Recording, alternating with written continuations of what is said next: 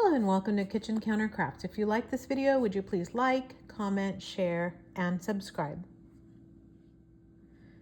So I'm actually on my way to the Oklahoma City Pen Club, and I thought I'd get my pens in order. This is actually kind of hard because I don't know if you've been to a pen club before, but people show up with their pens, and I don't necessarily want to take everything that I have inked on my desk, so I decided I would go ahead and take my vintage pens this time.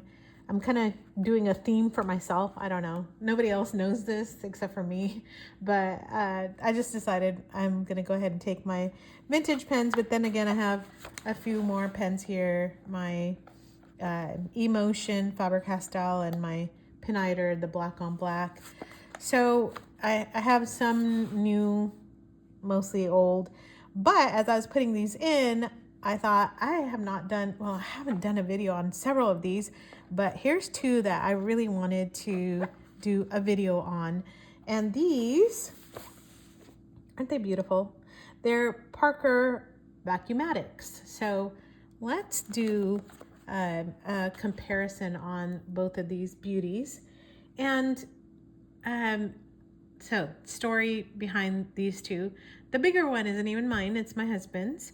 But I am taking it to the pen club tonight so that I can share and maybe just do a little, not like a demo or anything, because it's very informal, but we just kind of talk about our pens and stuff. So I was going to take his, but he recently bought this one, which is also a Parker Vacuumatic.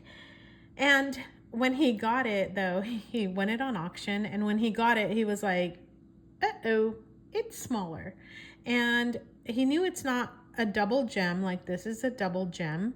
This one only has a single, but here's the difference. So when he uncapped it, opened it up like a gift. Well, I mean, when he uncapped it, he saw that the grip section is actually considerably smaller on that one. So that's what I want to talk about today, is these two pens.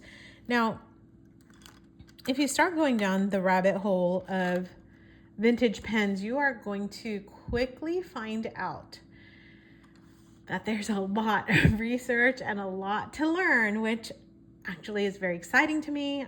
I enjoy that. I think it's really interesting until it's not. And by that, I mean that sometimes you can get really dead ends and not really get anywhere. So that's kind of the harder part of all of those things. So I'm going to talk about this pen. Oh, by the way, because it was so much smaller for him, he ended up giving it to me. So yeah, I got another pen from him. And it's not even my birthday. It was actually his birthday. So I got a present on his birthday, which is kind of unfair, but I'm really glad for it. So this one is a Parker Vacuumatic, as I mentioned. It is a major. All right, so let me talk about this pen real quick. I was like, well, maybe you didn't see it right. And he was like, no, I did my research. I did everything. And he really did, because when I dug into this, he did all the research. It's just, I'm just going to say it up front. This is the problem when you're buying really sight unseen online, because you can't touch it, feel it, take a look at it, grip the pen, see how it feels in your hand, versus how it just looks. And a lot of times in like eBay type of auctions, you're not going to get a comparison photo next to something else either. But let me just talk about why I love this pen already. And I read something today. It said love at first sight, and it just was. So this is a blue diamond. It has the Parker words on there. Can you see that? Right there on the clip itself, which I love the clips, the Parker arrow. And so they call it like a split arrow, where the word kind of splits it there. And so you can see the beauty in that. There is a gem, and that's supposed to be like a gemstone, but it's not. It's actually just a piece of plastic, like celluloid, and then a metal ring around it, which is like a bezel, and that's called a TASSIE. Things you learn. So some of you are Parker aficionados and you probably already know all this stuff, but I'm just telling you what I'm learning as I go along in my journey. And I absolutely love the way these look.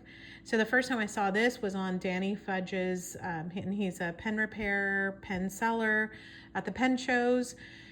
I saw his banner that he has, and he's got a bunch of these Vacuumatics, and look at that, what's it called? Netoyance? I don't know. It's the shiny, shimmery parts of this. And to me, it looks like a cityscape, you know, like a building at night, just lit up with lights. I don't know. Is that way poetic? I just waxing eloquent about this thing, or eloquent as I think. All right, so I'm turning this around so you can see the bands. And here's the thing you need to know about the bands is that you are going to see the bands look like this, like in a up and down V. Oh, can you even see that? There you go. Like this, okay? So you're gonna see that kind of a banding on the major and I guess the full size. I don't know what the other one is called. So the one I have right now is a major, and you're gonna see this.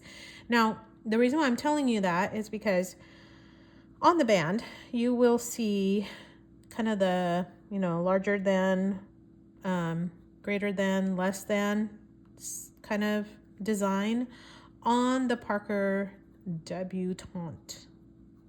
And the Debutantes are going to be a little bit smaller. So the major and the full size are going to be larger pens. The Debutantes are going to be smaller. And you can tell that because of the band. So there's the band. So as I said, he was actually doing his homework and doing that right, because he said the banding on the cap was correct also. And then we come to the nib on this guy. You can see, I don't know, I hope you can see, because even when I'm zoomed in, it's hard for me to see. And I also wanted to do this during the daylight so that everybody could see. It's not a two-tone nib. Those are actually kind of the older ones. This says Parker. And then I want to point this out to you. Do you see the arrow? There we go. Do you see the arrow there? So it actually has like 10 feathers. How do they do this? But it's got like 10 on the larger one. So anyway, it's just, oh no, 10 on the largest one, and then you're gonna see like 7 to 8 on this size. Okay, so cool. And here's the back of the nib if you want to see that. Grip section, again, kind of smallish, and so that you know what the heck do I mean by this, the smallish, like there, you can see my sleeve there. All right, so like about 1/8 of an inch or 10 centimeters. All right, versus this one, which is just a hair larger, but it actually makes a big difference when you are, well, it's like 15 centimeters, see? So you can just grip that better. And you can see the feather on this one too. Can you see it? Look at that. It's so cool. Anyway, both of the nibs are gold. And let me just go through this a little bit more. So this is called the Vacuumatic. It's because it's got the back fill back here, and as does this one. So it's like seamless. You just can't even see it on here. It's so amazing. Just beautiful, beautiful design.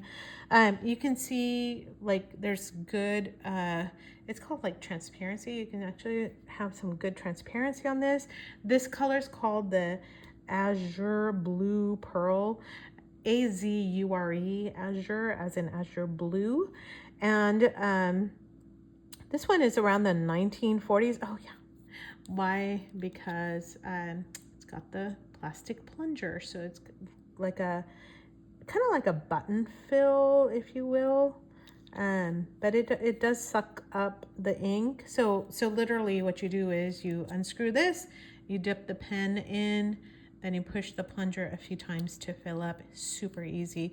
Oh, a little bit about that. Okay, so during the, and how you know this is made like around the war, World War II, is because that's a plastic fill. So they were making sure all the metal was being utilized for the war. So it's early 40s plastic plunger.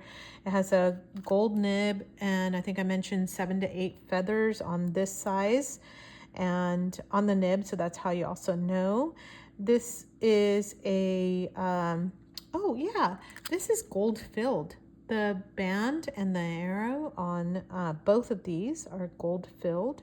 This pen has a new diaphragm in it, as does this one, because we bought from reputable dealers who make sure of that, because you can fill it, and if it doesn't do anything, you can actually return them, which is fabulous. So, all right, so that's what I want to tell you about. Oh yeah, and then this one has this banding here, and if you notice, there is a gap, right? It's got a gap in the band here, and in case you're wondering, they didn't forget.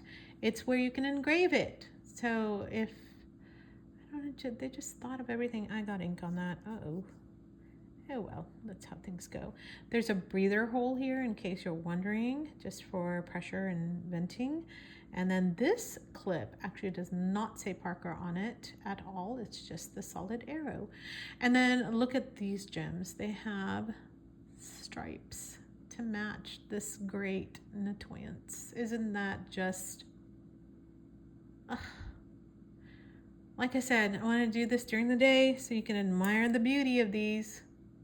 So shimmery and so beautiful and so old. Like, I mean, you're just kind of coming up on, you know, almost like 90 years ish. This is from 1939, this one, and we purchased it from Danny Fudge, I believe. So that one he got to put, you know, like put in his hand and take a look and see. There is engraving. Can you see it? Maybe a little. All right, hold on, let me put this down. There we go. Is it upside down? Most likely it is. Golly, I am literally blind. All right, so there's some engraving, and now it's probably upside down. Yep, sure is. Okay, so on the engraving, it has like a dot system, and it will, you can look that up. It's how you can tell how old a Parker pen is. And it even says Parker Vacuumatic. So cool. And then this one has it as well. It's a little more scratched up, a little more beat up than the other one. Where are you? I can usually feel it more. There it is. And I believe it's upside down too. Is it? There. Ah, it was the right way. Haha, just kidding. Where did the writing go? Can I feel it? There it is. Somewhere here. There it is. All right, so that one actually has kind of an interesting, it says GEO.S.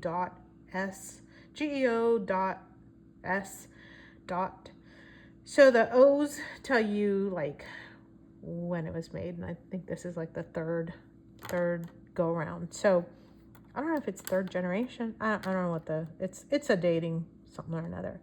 So you can look that up. So let's give these a measure and then a test. Okay. So the measure, let me zoom out. Zip. All right. So the measurement here, what am I doing today? Can you see it? Okay, there we go. It's like 5.2, whereas this one measures, even with the cap closed, is like 5 right at 5 or 5.1. You can't even see that, can you?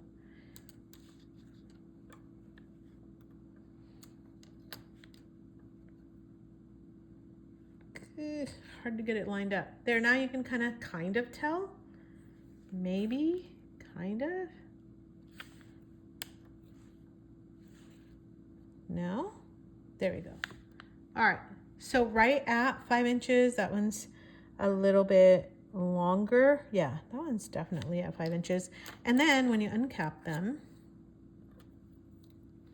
you're going to notice an even larger difference. And this is what I'm talking about. Like you gotta, if you are a pen aficionado, you need to make it to a pen show because, because you can take a look and touch and feel them and see how they measure up in your hand. So this one is just shy of 5 inches, whereas this one is like 4.6. So that one's 4.9 with the cap off. So it's even looking like 4.6. Yeah, 4.6-ish. So can you post these? Yes, you can. Are you going to damage that? Yes, most likely. So a lot of times the pen sellers are going to tell you don't post them because you don't want to be putting more pressure on the body of the pen than you have to. And just so you can get a better comparison, better idea. Again, like I said, there's hardly any reference points, you know, given in like eBay pictures of like how big things are. So here's a Pilot Metropolitan, which is my standard for measuring, and here's a TWSBI, which is also my standard for measuring, and you can see how much larger the TWSBI is than both of these. And now you can really see the dip down of how much larger this one is than that one right there. So I hope that's helpful for you to know, like, that's a major. The smaller one is a major, but then this one is an even larger pen, and I completely forgot what the larger size is called. So if you remember, would you please jot it down in the comments, because I would really appreciate that. All right, so I am gonna go here, and this is gonna be the Parker, wait, today is, I think the 19th. Is it the 19th? I should just take a look and see. Let's see, somebody's calling me, so yeah, the 19th, and this is, look at how lovely this writes.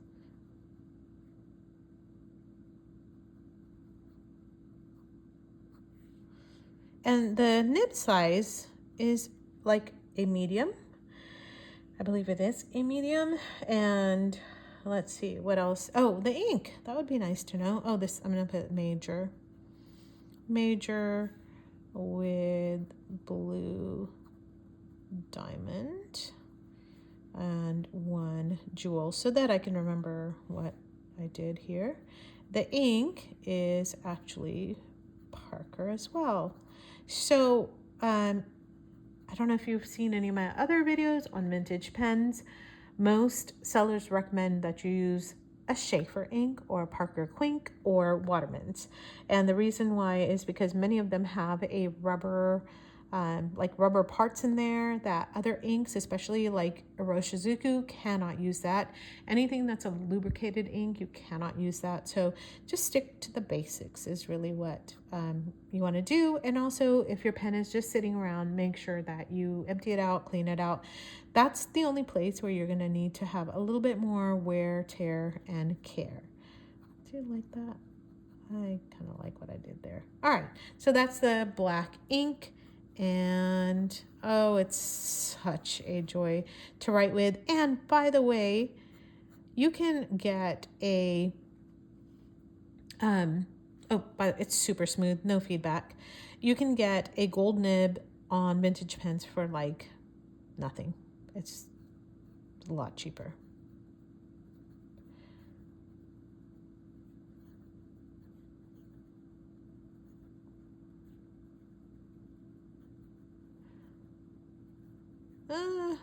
Squish that in there. All right, so there's that, and I'm gonna do a comparison here on, oh, by the way, this is just on a notepad, and then I'm going to use Rhodia pad paper in just 1 second. This is the larger Parker Vacuumatic. I believe this is also a medium nib. I'm just gonna put larger 2 jewel and do some quick. There we go. And a writing sample. Quick.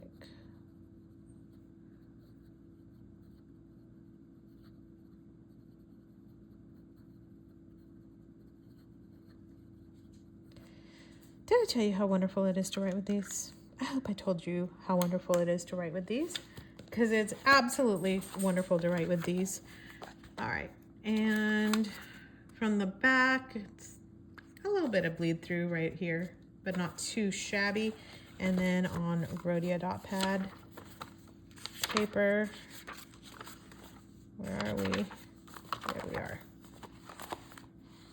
And I've been now trying to just give these a date so that I can kind of keep track of what I'm doing. And then I forget what date it is, so it kind of doesn't do me any good. Parker Vacuumatic M major. And I'm just putting blue diamonds so that I remember what I was doing. And the ink, oh, by the way, the ink is the same on both. Parker Wink. Oh, I think it's blue. Is it? It's blue. Haha. Not black. All right, so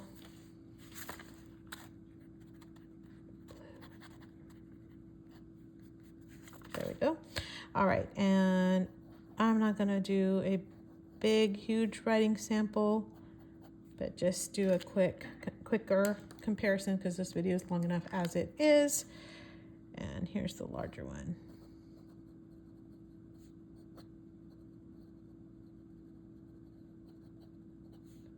I think it's a medium.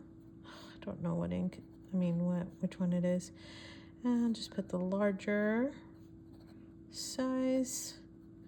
Ink is Parker Quink. This one actually has some feedback, so it might not be a medium, might be a little bit like a medium fine. Sometimes you'll find in the vintage pens they're not going to tell you the ink size. Nib size. So here's a comparison of the nibs. You know, I'm just going to tell you, it does not matter which one you get. You are just going to be a winner on both of these pens. I just think, oh, by the way, the blue ink looked a little different. I think there's some residue in this one because it was dipped in like a tealish color before. So anyway, what I was going to say is it doesn't matter what size you end up with.